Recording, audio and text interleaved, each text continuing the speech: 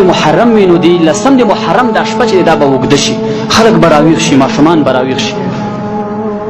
دا شپه څنګه نه سبا کېږي؟ ځکه خوبونه به د انسانانو پوره شي، ټول به راویښ شي چې دا څه وجه ده چې دا شپه نه سبا کېږي. به د مغرب له طرفه راوخېږي او سره رڼا به کوي. کوم ځای باندې چې غورځېدلی دی همغې طرف ته به لمر راوخېږي.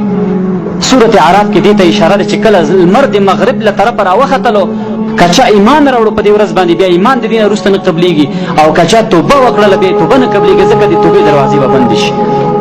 مغرب له طرفه به لمر راوخېږي او 1 ساعت به وي او څه نیزه خلک به حیران شي، بیا به ښکته شي د معمول مطابق، او بیا به د مشرق له طرفه لمر راوخېږي سحر. نو کله چې د سخت وخت شي تقریبا 10 بجې یا 9 بجې دې وخت کې، نو تاجر به تجارت کوي او مزدور به مزدوري کوي او ګوجر به غواوې پیایي، او همداشان د هر سړی به په خپل لین دین کې لګیا وي. نو تقریبا دا 10 بجې ټایم کې د سخت په وخت کې به یو کریکه شي، اسرافیل علیه السلام به شپېلې ووهي، خلک به حیران شي او کریکه به تیزیږي تیزیږي تیزیږي، دومره به تیزه چې خلک به حیران شي. حدیث کې راځي چا چې د یو تجار سره هغه د تجارت په معاملات څه پیسې ورکړي، سامان یې ترې اخیستو، دا سامان به نشي راخیستلی ترې. او کوم سړي چې شیدې او پی کور طرف ته روانې کړي، دا پی شیدې به کور ته ونه رسوي.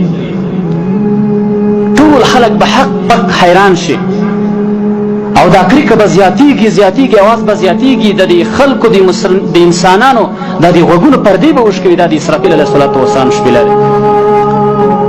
ځکه قرآن کې راځي یا ایها الناس اتقوا ربکم ان زلزلة الساعة شیء عظیم. الله وایي چې مؤمنانو ای خلکو د الله نه ویریږئ، ځکه د قیامت زلزله، د قیامت حیبت دا ډېر لوی حیبت ده. نو تقریبا دا 6 میاشتې به دا شپېلې وهل کېږي د اسرافیل علیه السلام. نو 6 میاشتې چې کله شپېلې ووهل شي، نو دا خلک به ټول ختم شي، څه عالم چې وي ټول به ختم شي. دین وروسته الله سبحانه وتعالی به ملائکه ختم کړي، اسرافیل علیه السلام، ملک الموت، دا ټول به ختم شي.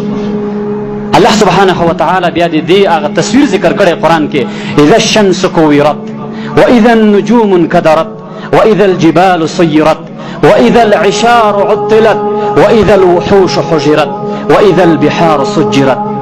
الله وایي اذا الشمس كورت، کله چې لمر چې د هغه راټول شي، بېنوره شي، غرونه د هغه به روان شي په شان د وریځو باندې، او ستوري به راپرېوځي، او هغه حیوانات چې هغه د 10 میاشتو بلار وي هغه به معطلې پرېږدي خلک. واذا الوحوش حشرت، دا حیوانات به انسانانو ته منډې راوهي، غرونو کې به وډرېږي، راځي به خلکو ته، که هغه شرمخ وي، که هغه زمری وي، که هغه لیوي وي، هغه حیوانات چې د انسان نفرت کوي، انسانان نه تښتي، دا به ټول راجمع شي خلکو ته، حیبت به راشي په دوی باندې. اذا السماء انفطرت، کله چې اسمان وچوي، الله فرمایي اسمان به وچوي او ستوري به راپرېوځي، نو دا حالت به شي. الله سبحانه وتعالی د قیامت دا تصویر ذکر کړی دی، ټول عالم به ختم شي. قرآن کې الله فرمایي یوم تبدل الارض غیر الارض والسماوات وبرزوا لله الواحد القهار.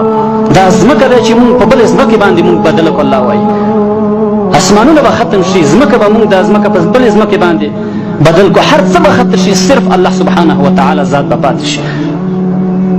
الله سبحانه وتعالی به آواز وکړي لمن الملک اليوم، د نن ورځې بادشاه څوک دی؟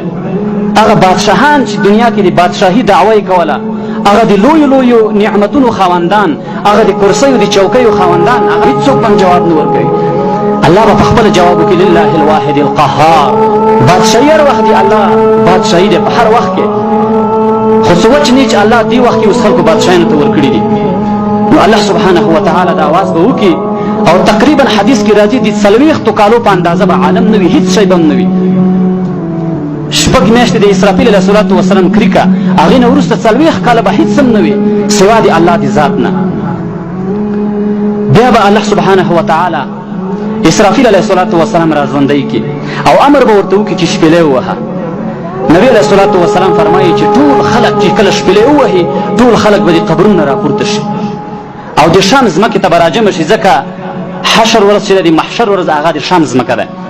نو ټول به دلته راجمع شي او ګرمي به وي، سختي به وي، حالات به ډېر سخت وي خلکو باندې.